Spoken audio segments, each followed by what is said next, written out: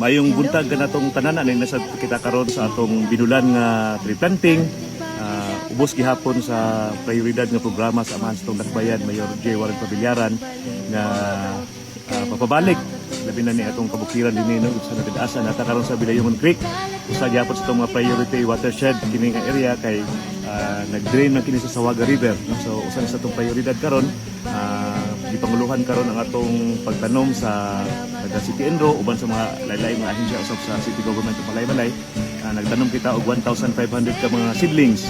No? So kapila na nito nga area, no? Taas-taas na ang pumiyagi dito sa ubos ug karon na sa taas kay lagi atong tumong mababalik ang kabugnaw, mapanalipdan ang katubigan o mapahuli na to ang pinayahan in general kay mao na atong tumong gikaron na prioridad sa atong amahan sa Dakbayan, no? Nga mahimong bugnaw ang Malaybalay para mahimo kining atraksyon sa kadaghanan nga muanis Malaybalay mo bisita kay bugnaw ang atong syudad.